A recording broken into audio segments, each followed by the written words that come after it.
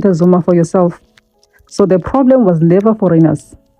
Now the problem is tribe versus tribe. I have expressed my concern and my disappointment at what AfriForum and Solidarity have been doing. And they're able to speak Afrikaans. We can also have universities that cater for our selective or respective languages.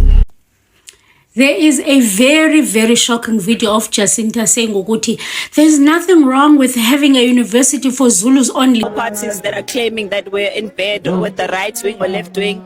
We're a movement, and as a movement, we interact with any and every organization that... So South Africans are mad at Jacinta because of something she said. And so many South Africans are reacting to what she said. And also, like recently, you remember I brought you a video of Jacinta herself meeting AfriForum. And I explained to you like which organization AfriForum is. Now, she has responded to all of these things that people are saying about her meeting AfriForum. And also, one particular thing that she said about Zulus. So I don't want to talk much. Let's go into the video. Don't forget to like, don't forget to subscribe. I'm showing you the reactions from people, and also after I will show you her response to people who are criticizing her. AfriForum is an anti-transformation program driven by the hope that apartheid will come back. It's a mirage, and that mirage must be confronted by all South Africans, irrespective of color, because it is going to hurt the country before we recover. This is not an attack on the Nelson Ramaphosa as they announced. It is an attack on the country. And everybody must be concerned. We must mobilize our people to confront right-wing mobilization that is emerging in the country. We're going to go to AfriForum and learn from them, because it's important for us to take lessons from people if they're doing something right. The DA works with AfriForum. AfriForum that went to discredit our country. DA, they don't get what we're doing, but still we met them because we're trying to make them understand what we're doing. I have expressed my concern and my disappointment at what AfriForum and Solidarity have been doing. We work with anyone who's a South African we work with. I mean, AfriForum is South African. We're not against anyone because of their race. What they have done, they have instigated the action that is now being taken against the people of South Africa. That's part of the SA First Forum, and that's the mission that we want. We want to come up with strategies and ways that they learn to finance things like universities, how do they build them, etc., etc. So it's really a learning opportunity for us. That also leads to dividing our own nation, because what they are seeking to do is to spread racist statements about their own country, when we are involved in building a nation out of the throes of a very divided situation that we suffered under. So I am hugely disappointed and take a dim view of what AfriForum and Solidarity have done. We're going to go to AfriForum and learn from them, because it's important for us to take lessons from people if they're doing something right. This is the same AfriForum that went to America and told lies about South Africa so Trump would undermine us. And now Takalani Jacinta is their BEE partner. I always knew Jacinta and I were the same. We both have a white man's hand in our ass. March and March is going to have to change its name to Footsack and Footsack. Jacinta's March and March will now be working together with AfriForum. I'll be surprised. No, not really. I mean, if you're getting surprised, this is you having the assumption that March and March is for all South Africans. But if you look deeper, you've been seeing that March and March has really been pushing to be somewhat of a Zulu movement, you know, with their marches having the Zulu attire and, you know, jumping up and down with spears. You kind of have always sensed that there's an undertone of really pushing Zulu culture. Now, the reason why you can now connect March and March to AfriForum. AfriForum is about preserving Afrikaner culture. You see? So you see how the two connect? That March and March almost, they say that they are trying to preserve everything that is South African, at the same time trying to put South Africans first. But if there are undertones of you only pushing for Zulu people to be in the front, then you can now see that there's a similarity. You know, one is trying to push for Zulu people to be at the forefront. The other is trying to push for Afrikaner people to be at the forefront. The two somewhat have a certain, they see each other. They meet each other halfway, you know what I mean? You've got AfriForum that has nearly completed a whole university, a whole Afrikaner university to preserve Afrikaner culture.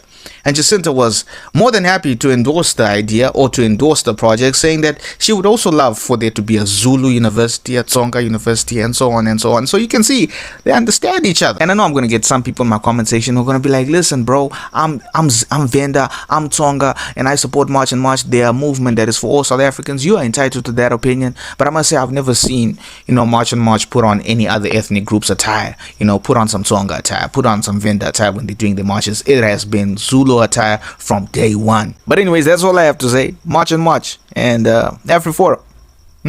Interesting. There is a very, very shocking video of Jacinta saying, Oguti, there's nothing wrong with having a university for Zulus only. Haibo. How did we get here?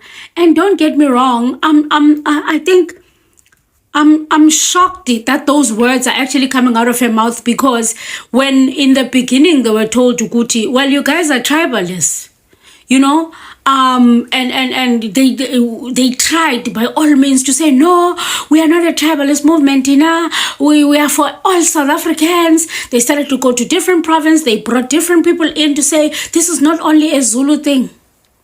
Now you want a Zulu only university? Hey!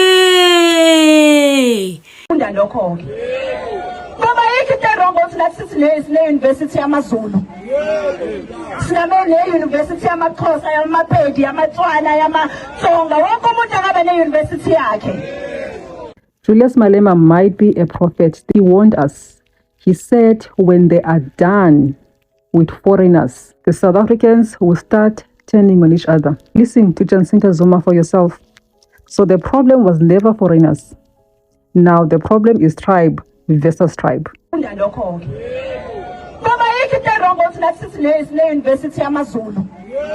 Was this ever about tribes, or are we now entering the tribalism era?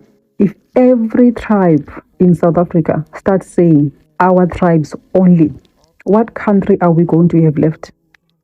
What country are we going to have left? I would really like to hear your views in the comment section. Well, the reaction is expected. You know, everything that comes with change is always going to cause some sort of reaction. I know the people who have started with us from the beginning, when March and March was still just even a march across the streets or even a social media discussion, know that at the end of the day, there's a bigger picture to what we're doing. And you know, there's no way that we will turn around and betray the very people that we are trying to solve things for. Because at the end of the day, there's a lot of political parties that are claiming that we're in bed with the right wing or left wing. We're a movement, and as a movement, we interact with any and every organization that has the interest of what we're trying to do, which is to fix the borders and to fix the illegal immigration issue. We're not there to talk about land and talk about apartheid or even be trained at how to, you know, hate black people. It's none of that. What we need to extract, we'll extract, and then it ends there, and we'll work where work needs to be done. Hi guys, I hope you're well. I hope you're fine. Firstly, just a big thank you to all of you for supporting March and March. You know, through it all, there've been a number of storms that we have been through together. But we just keep navigating through them. So thank you so much to all the South Africans. Now, firstly, let me address the issue of universities, where there's a video of me saying that we can have universities. There's nothing that stops us from having universities for Zulus, Pedis, Xhosas, etc.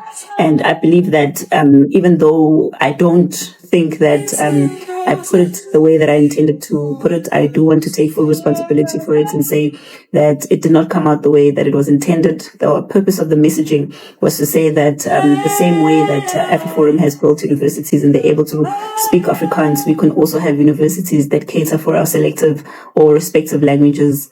I don't think that's the way that it came out, and it came out as though I'm trying to say that we can have separate tribes.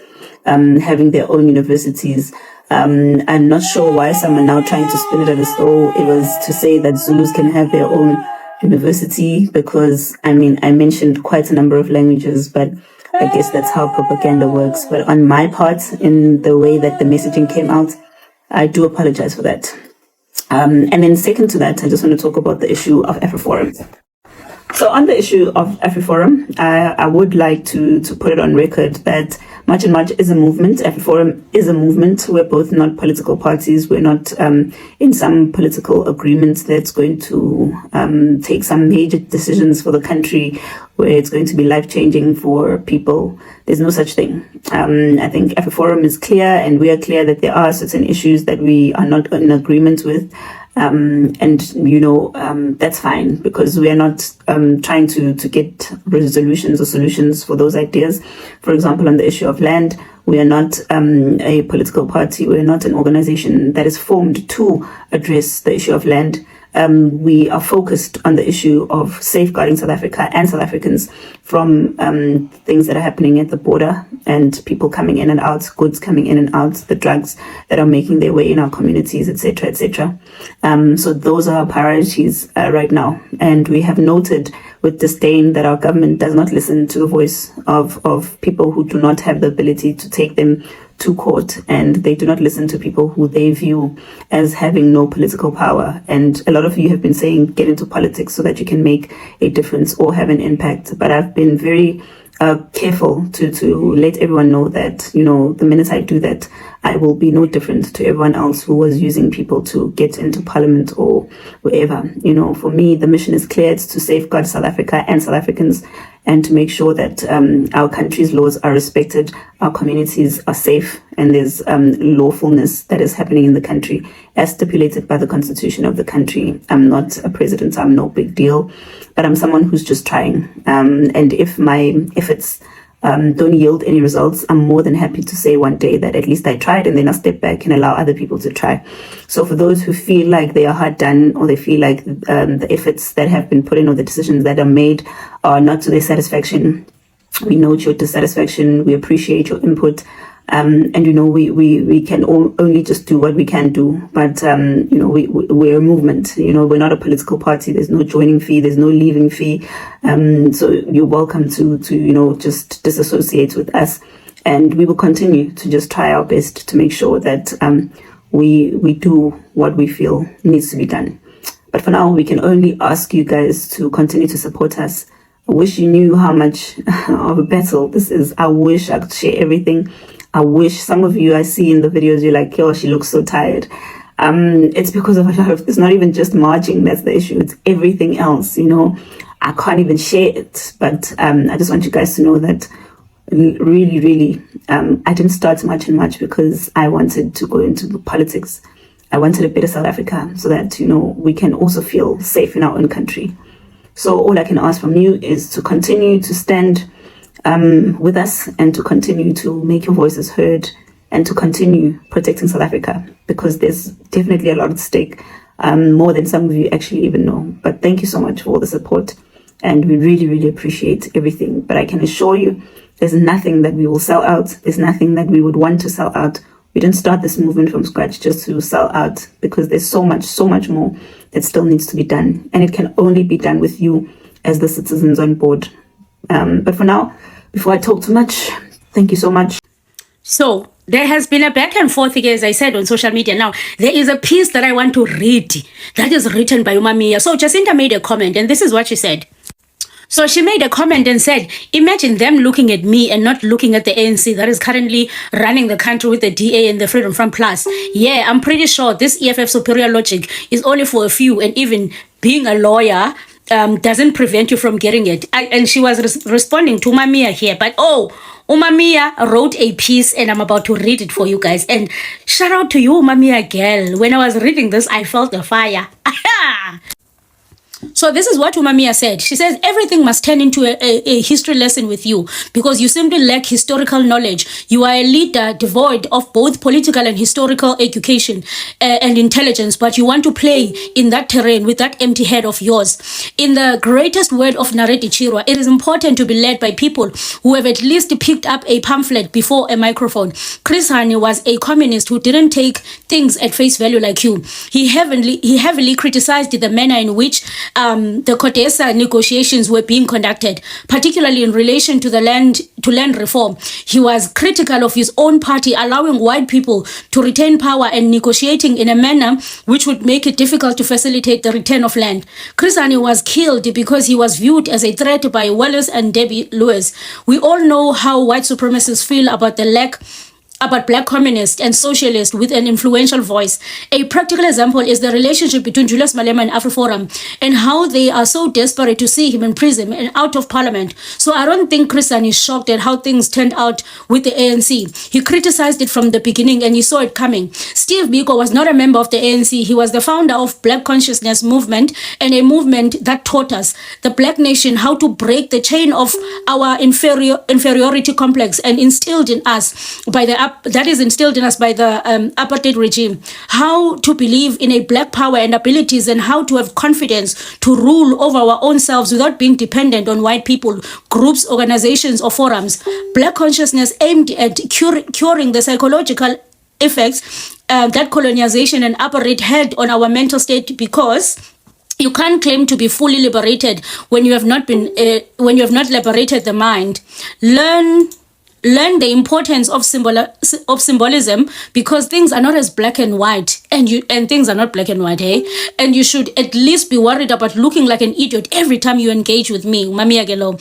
What you have done, Jacinta, is to tell the masses of our people that you and those who follow you have no confidence in black leadership, including yours. You have essentially betrayed the spirit of black consciousness by telling our people that the only time we will ever be great is when we learn from white supremacists who have no interest in being equal to you and who have no desire to equip you with anything you might need to better the lives of your people.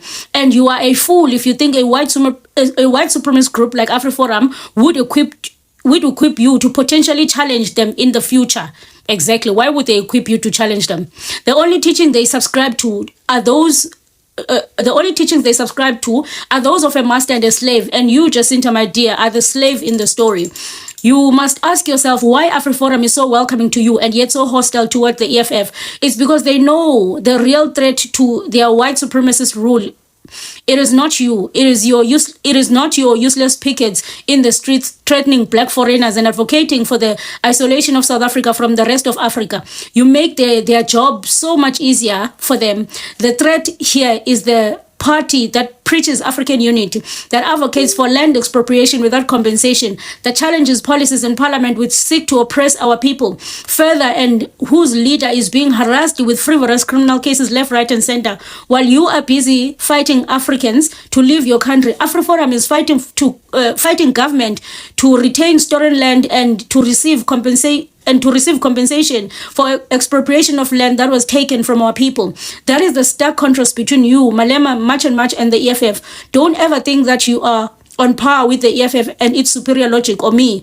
Pick up a book at your earliest convenience and read. You are an embarrassment to the nation right now. Signed, Mamia, the admitted attorney of the High Court of South Africa. Hey, Mamia, this is a learning curve. This is your chance to learn. I'm learning. When things like this happen, do not be left behind. This is an opportunity for you to learn. This is an opportunity for you to learn. And I see Jacinta is answering everybody on social media. I'm like, oh my God, this is an opportunity for her to learn. And I do blame the people that are around her, because Abanya, they've been in political spaces for a very long time, and I feel like they're failing her right now. They really are. So for the AfriForum one, we all know, if you go onto the internet and you search right now, they will tell you AfriForum who they are. As I said, they basically fight for white Afrikaners. You know, these are the people that they fight for. They don't fight for Zulus or Tongas or all the other people or the tribes. They only fight for white people. And even recently, they went to the United States just to say that they are being marginalized or whatever in South Africa, and they want the help of Donald Trump and all that. There are like a whole lot of things, you know. So people were pissed. least she going to meet these people and trying to do things together or even learn from them. Then after, she was marching with her people again and she said something, which is building a university for Zulus. And that has also sparked a whole lot of conversations from South Africans saying that this is what Julius Malema said, because people thought you were fighting for South Africans, but now you are thinking about Zulus only. But as she has come to respond and you heard what she said, she's basically saying that people took whatever she said out of context and all that. I don't know what you think about her response, but we live to see. As I always say, we live to see. As time goes on, as time progresses, we will definitely know what exactly she's up to. Thank you so much for watching.